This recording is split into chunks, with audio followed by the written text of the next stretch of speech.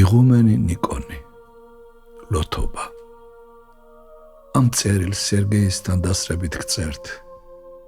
მან გულის ტკივილით მიამბო თქვენი ურთიერთობის შესახებ.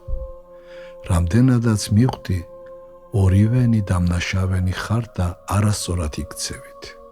თუ იგი სვამს, უნდა შეიცოდო. ის უკვე თავის ბნების მონაა. მარტოკა საკუთარი ძალებით ამ მდგომარეობას თავს ვერ დააღწევს. შენ კი დახმარების მაგერად მხოლოდ განიკითხავ და იმას მოითხოვ მისგან, რისი მოცემაც არ შეუძლია. შენი თავი მართალი გონია, მაგრამ ძალიანაც ცდები. თუ მასზე უფრო სულიერი ხარ, შენი მოვალეობა რომ მისი უძლურებები იტვირთო. ხოლო თანაგუაც ჩვენც აძლიერთა უძლურებათა მათ უსუსურთასა ტვირთად. აი რას მოითხოვ შენგან უფალი.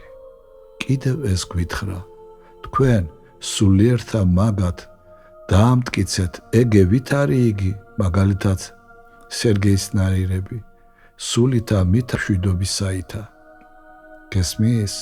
მშვიდობის სულით გამოასწორეთო და არა ლანცვაგინებით, საყვედურებით, ჩხუბით, თავის მართლებით და ასე შემდეგ. ასეთი საქციელით თავს იღუპავ. შეიძლება სერგეიც დაზარალდეს და მაშინ შენ მისი სულისთვის მოგიწევს პასუხისგება. სრულიად დაბეჯითებით, მთელი სულითა და გულით, სიყვარულით გთხოვ, დამდაბლდი სერგეის წინაშე. დამნაშავედ სცანი თავი, თუნდაც რაღაცაში მართალიც იყო. სთხოვე შენდობა ყველაფრისათვის, რაც აქამდე იყო. მერე აღუთქვი ღმერთს, რომ ყველაფერს იღონებ ორივეს მშვიდობისა და ცხონებისათვის. შენ სერგეის გარეშე ვერ ცხონდები, ის კი უშენოდ. ერთის წარწმე და მეორის წარწმედასაც ნიშნავს. თქვენ დაქორწინებულები ხართ, ერთ კაცს შეადგენთ. ხელი რომ აგიტოკდება, მას ხომ არ იჭრი, გურნალობ.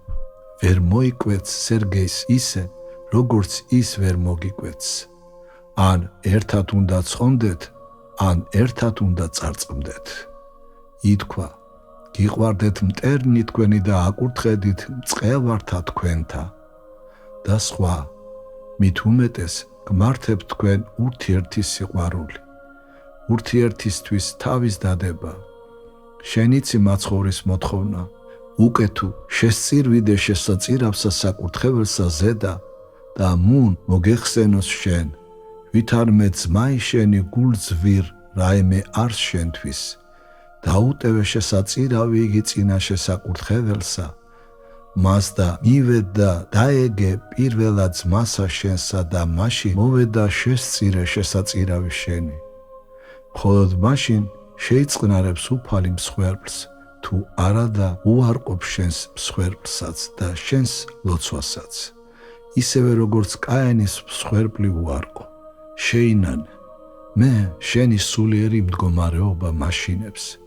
შემწერდი და მეუბნებოდი, რომ ხედავ საკუთარ ცოდვებს, წუხარ მათთვის, მტერი ხომ არ გატყუებს. საკუთარი ცოდვების გულწრფელი ხედვისას შეუძლებელია სხვების განკითხვა, მით უმეტეს განაწყენება. როგორც შენ აწყენინებ სერგეის, არ უნდა მოითხოვდე მისგან ჯანმრთელი იყავიო, როცა ის ავად არის. არამედ შემწყნარებლობით უნდა შეხედო მის უძლურებას. კი არ უნდა ლანძღო, როცა ის მთვრალია, არამედ უნდა გაჩუმდე, რათა რაიმე უარესი არ გამოიწვიო. სიფხიზლეშიც კი არ უნდა უბურღავდე ტვინს, არამედ მასთან ერთად განიხილო, რა უნდა ქნათ, რომ ერთობლივი ძალებით დაამარცხოთ მისი ეს უძლურება. ისიც უნდა იცოდე, რომ არ შემხარ უცოდველი. შეიძლება შენი საქმეები გარეგნულად სრულიად მართალიც იყოს, მაგრამ ღრმა სულიერი მოტივები, ანუ მიზეზები, ღვთის წინაშე უკეთური აღმოჩნდეს. ღირსი პიმენი დიდი ამბობდა, მოყვასში, მოყვასის სიყვარულშია ჩვენი ცხონებაო. ესე იგი, აქედან უნდა დაიწყოს ყველა, მათ შორის შენც. არავით არის შენი ლოცვა, შრომა, მოწყალება არ იქნება სათნო ღვთისათვის, თუ მხოლოდ განიკითხავ სერგეის და მთელ ძალისხმევას იმისკენ არ მიმართავ, რომ ან აცხონო იგი, ან მასთან ერთად მოკვდე მის საცხონებლად. მხოლოდ ამ პირობით შეიწყნარებს უფალი შენს ლოცვებს და კეთილ საქმეებს. სერგეის ნურ აფერს ეტყვი, ნურც ამ წერილზე, ნურც მის შინაარსზე, თორემ დაზიანდები. მე გიგრძალავ ამას. არ გეგონოს თითქოს იმიტომ გწერდე, რომ სერგეი მელაპარაკება და მას ავყევი. არა, ჯერ კიდევ გაზაფხულზე და უფრო ადრეც კი მიგრძენი შენი სულიერი მდგომარეობის სიყალბე. უფალი შეგეწიოს იმის გაგებაში, რაც მოგწერე და სერგეისთან მშვიდობისა და სიყვარულის კავშირის გამყარებაში. უფალმა გაკურთხოს და განკურნოს შენი სული. გულწრფელად გისურვებს სიკეთეს და ცხონებას. ვრჩები შენი მოყვარული.